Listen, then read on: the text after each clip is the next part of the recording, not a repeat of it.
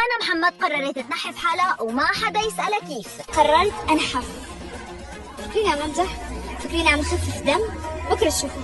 ما بدي حدا يتواصل معي ولا يسألني كيف انحفتي، لانه حاصدمكم. توني شفت فيديو قال كسر الاكسبلور. بيسان اكتسحت الموسم الرمضاني بمشهد واحد. ما توعدت، ما بعرف شي عنه. نارين بيوتي تحمس الجماهير لمنتج جديد ما حدا رح يشتري منه. المشاكل بلشت بين رامي وسدرة والعالم جانة.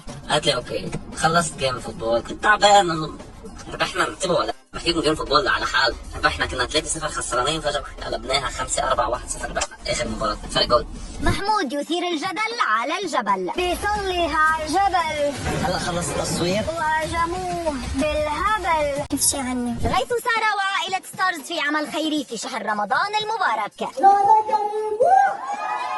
سدرة بيوتي تصرح في أول ظهور إعلامي مع رامي: أنا يلي نكشته لحتى يبادر. يعني لمحت له انه خلص يلا امتن، شدوا نرخي شدوا نرخي. عبير الصغير مقضية رمضان بالطبخ والنفخ. بعدين شوفوا شو فيها.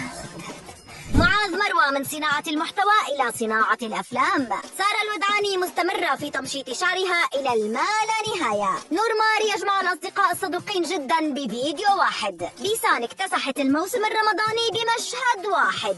دراما يلي بتربح معنا علاقة بدراما الدرامات ونهفة النهفات والترند الترندات هي تشبيكة بيتر وباسكال سوا. اول الضيوف. القصة انه نارين كانت عم تصور فيديو عفوي جدا كعادتها يعني، بس بيظهر بالخلفية انه باسكال عم تعانق شخص غريب. قالوا انه بيتر بدون ما يتأكدوا من الموضوع لينفجر الاكسبلور بفيديوهات زوجون وياي لابقين ولا مو لابقين واتركوا العالم بحالها ولا نحن ولا انتو لنا علاقة بالبشر. والله يرزقنا ويرزقكم حياة نلتهي فيها. وانتو خبرونا شو اكتر دراما حبيتوها؟ يا رب تتزوج يا صاحبي يا رب.